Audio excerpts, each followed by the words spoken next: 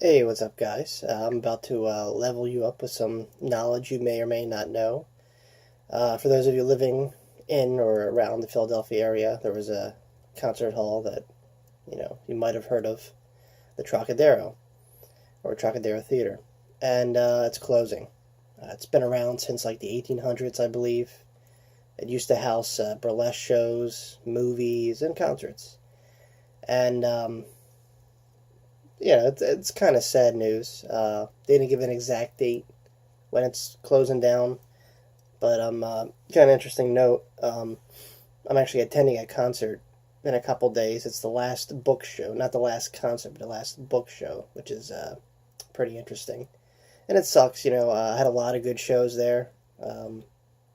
Saw a lot of cool bands. It's a very intimate kind of venue.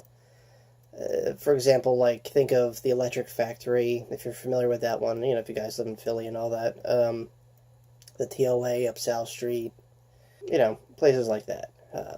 I do enjoy big shows like Wells Fargo Center and stadium shows and all that stuff. But when you get really really intimate and close with the band, and it's kind of a cool experience.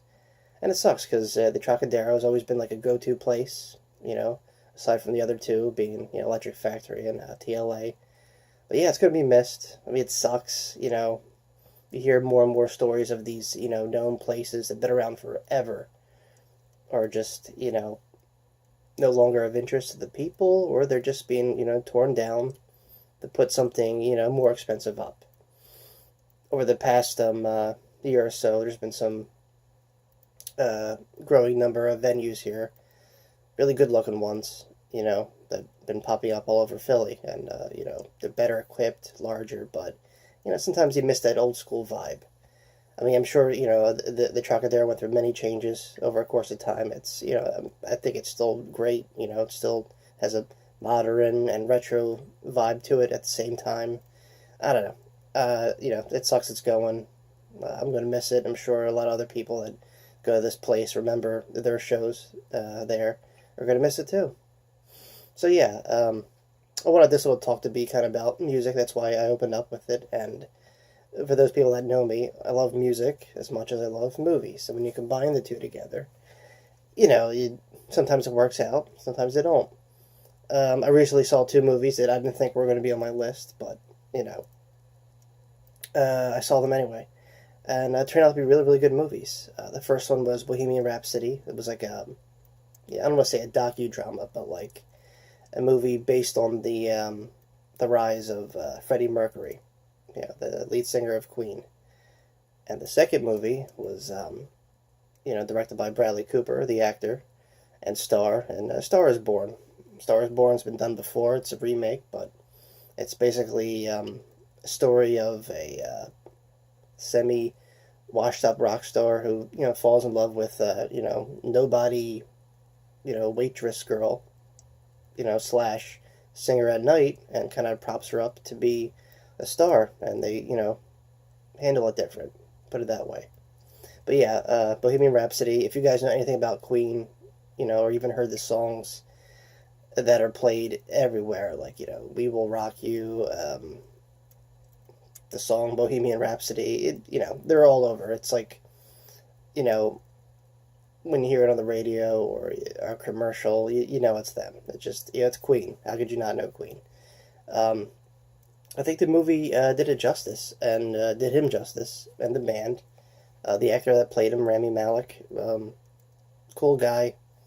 You might know him from like different series here and there, and he's like an upcoming actor. I mean, he's been around, but he's like rising through the ranks, and I think it was a good choice. Um, the guy had a bumpy career. He had an oversized mouth and full of teeth, and he claimed he could reach better octaves that way. So he took something that he was born with that some people might be you know disgraced, or you know um, just not want or find appealing. He took it and used it, and Queen was born. They're all talented guys. It's a shame he went down the path he did. I mean, when you think of the rock star life, that's just kind of how it is. And I guess the fame got to him just a little bit, and he listened to some people he shouldn't have been listening to. And long story short, he partied like any other rock star was. His choice of sexuality gets brought up a lot here. We all know the story. I don't want to go into details, but he eventually died of pneumonia related to HIV. It doesn't take away from the man Freddie Mercury, who was a larger than life character. The band Queen, just phenomenal, great stage performance, and if you like a good story of a rock star that rises through different trials and tribulations and just hardship, and still come out on top. This is your movie. I really digged Bohemian Rhapsody. I thought it was a great story, great movie, great band, and you could tell a lot went into the production. They wanted to do Freddie Mercury some justice here, and tell them of his story, his parents' story, how they felt about his choices, and just him going through life and struggling, coming out on top, struggling again, and accepting fate, but still being a showman. Bottom line, and I think that's important in showing these kind of movies. The next one is Star is Born. I never seen any of the originals. You had heavy hitters like Lady Gaga and Bradley Cooper, who we know from the Hangover movies, and so much more. Well, he was behind the camera on this one and in front of it. He was the main performer, the rock star in this movie, and he did his own vocals. I mean, the guy was a genius, and he really played this part really good. And so did Lady Gaga. I never thought I would, have that, say that in a sentence, Lady Gaga was a good performer. I mean, I seen her in, show, aside from her musical career, she's dabbled in acting, and, who knew, she'd be good at it. But, this movie pretty much, this alcoholic rock star kind of stumbles into a bar, sees a girl that he slowly falls in love with, and is really impressed at her voice, and kind of takes her under his wing, and they just take off from there. And it's a great career. He kind of goes down this downward spiral of drugs and alcohol. She kind of pulls him out of it. He goes back. She pulls him out of it again. He goes to rehab, and it's kind of I don't want to spoil the ending, but it's rough, But you see them both struggle.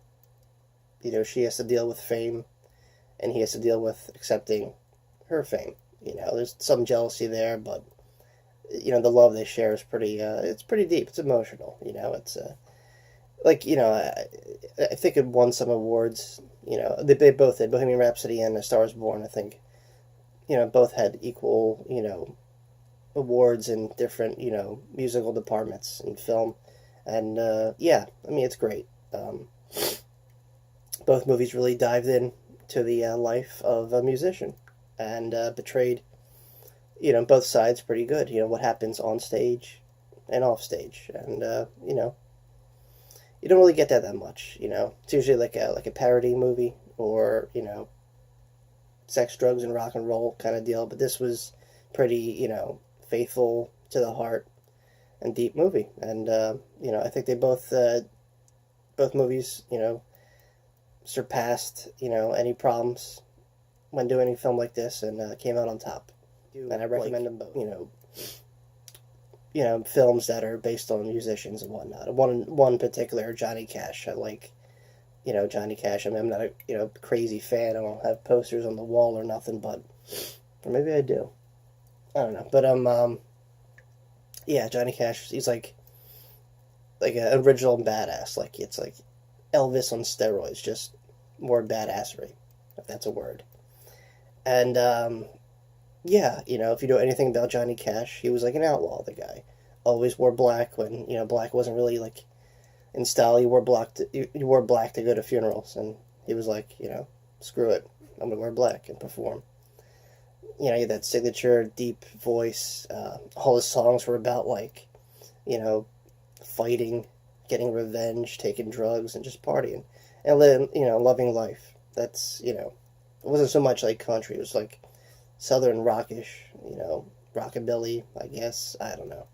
But Johnny Cash was, just like an icon back then, and he just did a really good job at it, and came from humble beginnings, just like the other two movies. People that came from these no-name backgrounds wind up exploding on the screen and just doing epic things with music in their careers. It's awesome. Yeah. Walk the Line. That was the Johnny Cash movie, and this definitely fits in that line of movies. Bohemian Rhapsody, Star is Born, and Walk the Line. All three movies I think are worth checking out. If you like music, you don't have to like the music that's being played. Just the story alone, I think it's worth. That makes me hopeful because these kind of movies open up the show careers of like more towards my kind of flavor of music. Metal. There's a lot of characters in the metal and hardcore scene that definitely need a movie about them. How they came to be and what they represent. So who knows? All right, guys, that's really all I got to say about this. If you want to chime in and comment anything, let me know what's up.